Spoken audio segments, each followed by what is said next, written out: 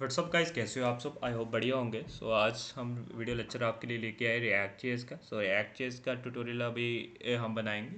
इसमें हम सारा एक प्रोजेक्ट रिएक्ट का कवर करेंगे और रिएक्ट के बारे में जानेंगे कि बेसिकली रिएक्ट क्या है और ये क्यों इतना फास्ट है और इसकी परफॉर्मेंस क्या क्या हम कंपोनेंट इंप्लीमेंट कर सकते हैं और कैसे हम एक वेबसाइट इसमें क्रिएट कर सकते हैं। तो इसके लिए हम एक प्रोजेक्ट क्रिएट करेंगे। प्रोजेक्ट के लिए हम हर एक डेली बेस पे एक वीडियो लेक्चर आएगा, तो आप उस वीडियो लेक्चर को फॉलो करना और इसमें कोई भी डाउट्स हो तो आप कमेंट कर सकते हो। चलिए जानते हैं बेसिकली रिएक्ट क्या है।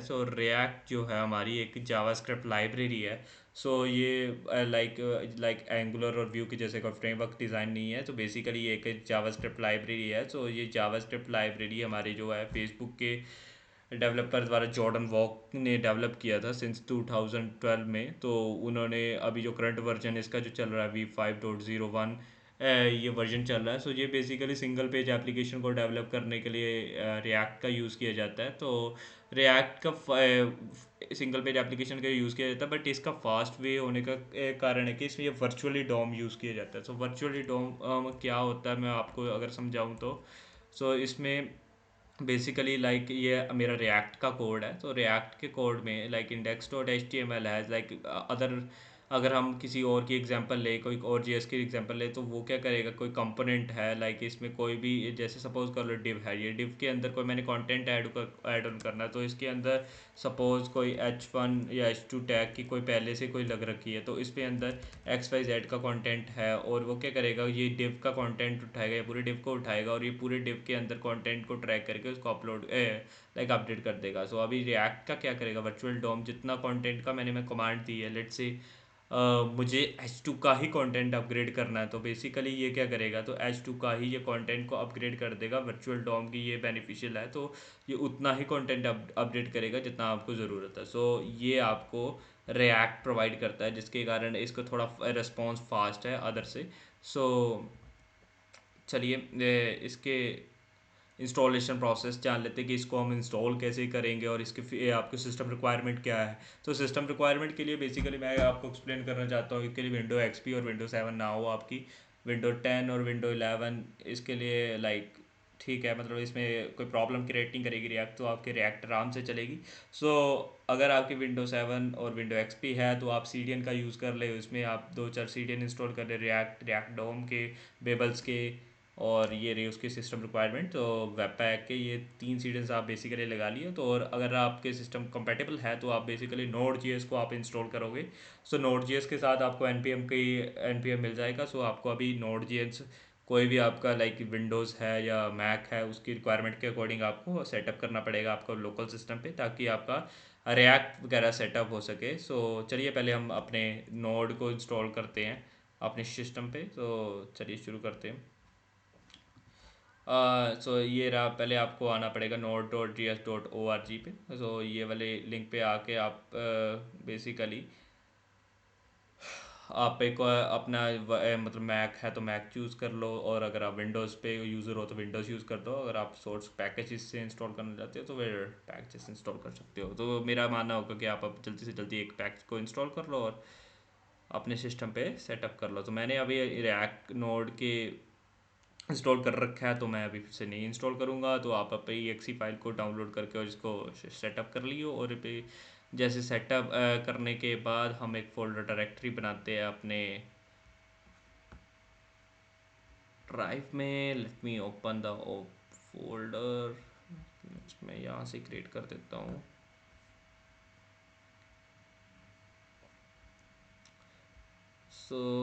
अभी हम एक न्यू फाइल बनाते हैं।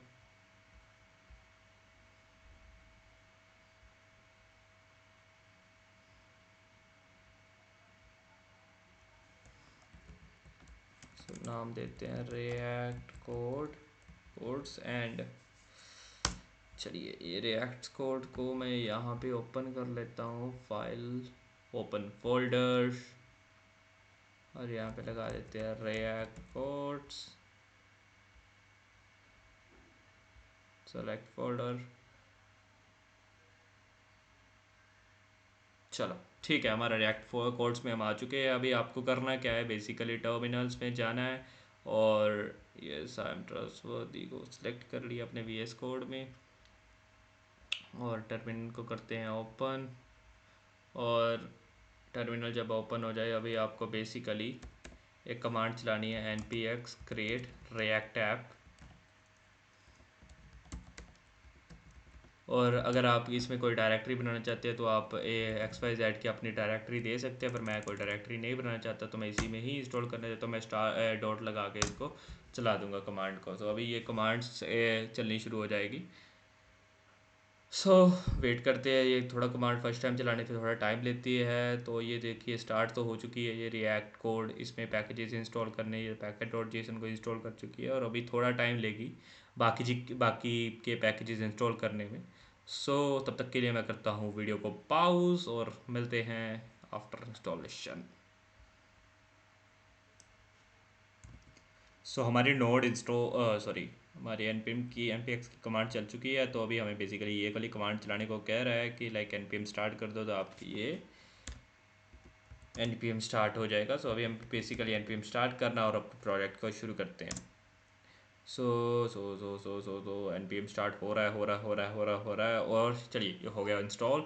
अभी ये स्टार्ट हो जाएगा थोड़ी देर तक, और मतलब कमांड चल पड़ी है। तो तब तक के लिए हम आपको फोल्डर स्ट्रक्चर का ओवरव्यू ले लेते हैं कि लाइक इस वाली से हमें ये सारे मॉड्यूल्स आ चुके हैं हमारे पास।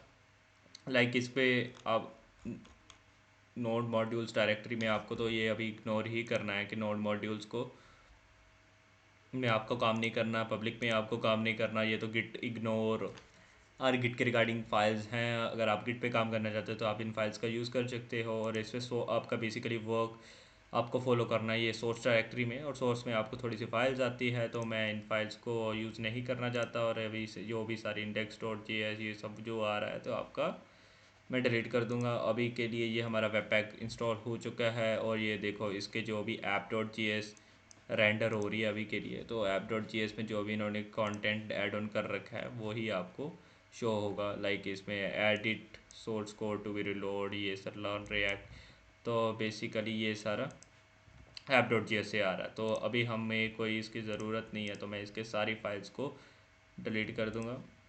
तो चलिए ये हो गई सारी की सारी डिलीट। अब हम एक बनाएंगे अपनी फ़ाइल, न्यू फाइल बनाते हैं इंडेक्स डॉट जे एस से, ताकि मैं आपको स्क्रैच से सिखा सकूँ। इसलिए मैंने सारी फाइल डिलीट कर दी है। और अभी हम यहाँ पे करेंगे इंपोर्ट रिएक्ट।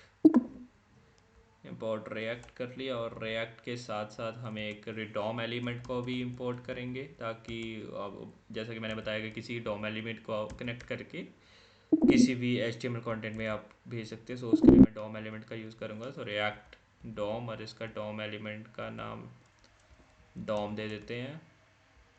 कर्ली ब्रेसेस को कट कर देते हैं। Okay that's it.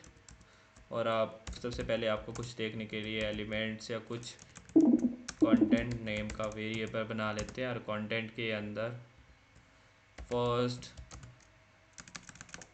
लिखते हैं फर्स्ट रिएक्ट वीडियो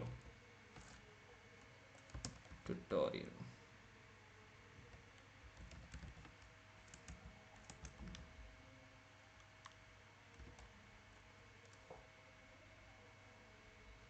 चलो छोड़ो फर्स्ट रिएक्ट वीडियो, और इसको हम कराते हैं कंसोल डॉट लॉग में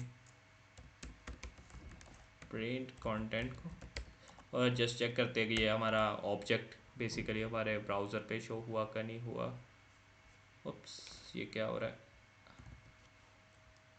आई थिंक ये वार्निंग आ रही है हमें कोई कंटेंट रिएक्ट ओके। तो एक काम करते हैं, इसको टैग में ले लेते हैं।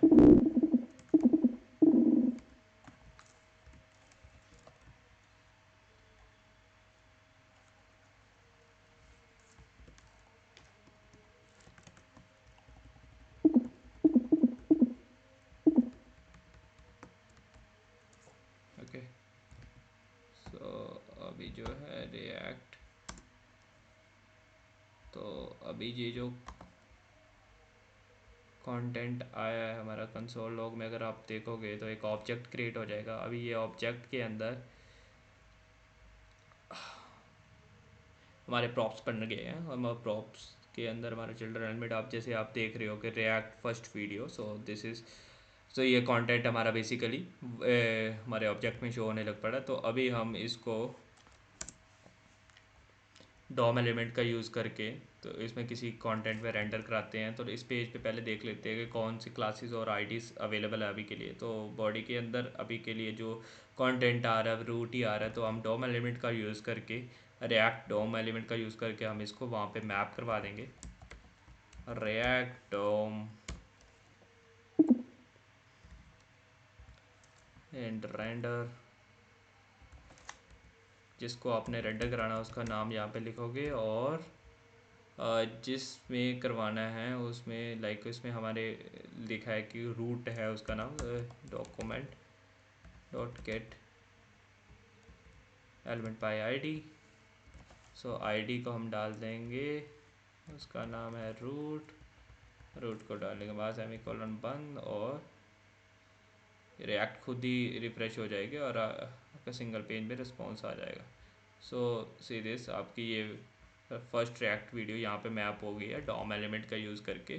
तो मुझे इस पेज को खुद को रिफ्रेश नहीं करना पड़ा, तो रिएक्ट खुद का खुद ही क्या है, मतलब इसको लोड कर देती है और सिंपली उसमें मैप कर देती है। तो इसके कंटेंट को हमने इस डॉम एलिमेंट के अंदर मैप कर दिया। तो बेसिकली ये हमने फर्स्ट वीडियो लेक्चर लाइक जिसको कह लो कि हमने फर्स्ट वीडियो अपने रिएक्ट की बना लिया। तो अभी हम नेक्स्ट वीडियो में इसके कंपोनेंट के बारे में और इसके प्रोजेक्ट स्टार्टिंग के बारे में डिस्कस करेंगे कि हम अपने प्रोजेक्ट में क्या क्या इसको इम्प्लीमेंट करेंगे। तो आज की वीडियो में हम बेसिकली इतना ही स्टडी किया है कि लाइक रिएक्ट का बेसिक ट्यूटोरियल और रिएक्ट की हिस्ट्री क्या है। सो रिएक्ट एक वन पेज, इसमें हमने सीखा कि रिएक्ट एक सिंगल पेज एप्लीकेशन को डेवलप करने के लिए यूज़ की जाती है, और हम इससे सिंगल पेज एप्लीकेशन का डेवलप कर सकते हैं, और ये ओनली की ओनली फ्रंट एंड के लिए ही बिल्ट एप्लीकेशन है, और ये एप्लीकेशन ओनली के ओनली एक लाइब्रेरी है, ना कि ये एक फ्रेमवर्क है। सो रिएक्ट का यूज़ करके हम फास्ट फ्रंट एंड रिस्पॉन्स किसी का गेट कर सकते हैं। और अगर आपने किसी और एक और रिएक्ट के बारे में, मतलब आपने किसी साइट में रिएक्ट के बारे में जानना है कि बेसिकली इस रिएक्ट कंपोनेंट बने हैं, इसमें अवेलेबल है कि नहीं है, तो आप एक मतलब लाइब्रेरी जो क्रोम एक्सटेंशन है, तो रिएक्ट डेवलपर टूल्स को इंस्टॉल कर सकते हो, और रिएक्ट डेवलपर का टूल्स का यूज़ करके तो आप बेसिकली देख सकते हो। तो ये बता देगा कि इसमें भी ये कंपोनेंट का यूज़ किया गया है। सो कंपोनेंट का हम ये सारे के ये बेसिकली ये जो सेक्शंस बन रखे हैं ये एक कंपोनेंट्स हैं, तो जो कि रिएक्ट में हम बना सकते हैं, और ये रीयूजेबल कंपोनेंट है, और इसको हम एक एक कंपोनेंट बना के फिर हमें रीयूज रीबिल्ड कोड नहीं करना पड़ेगा, और उसके बेस पे हम अपना एक्सटेंड कर पाएंगे अपनी फंक्शनैलिटी को। सो ये सारी फंक्शनैलिटी हम नेक्स्ट वीडियो में देखेंगे, ताकि ये बेसिक्स वीडियो को हम लंबा ना कर पाएँ, और नेक्स्ट वीडियो लेक्चर में हम इसको रिएक्ट को स्टार्ट कर पाएँ। So that's it, I hope आपको बढ़िया लगा होगा। सो मिलते हैं नेक्स्ट वीडियो में। सो चलिए, थैंक यू, बाय बाय।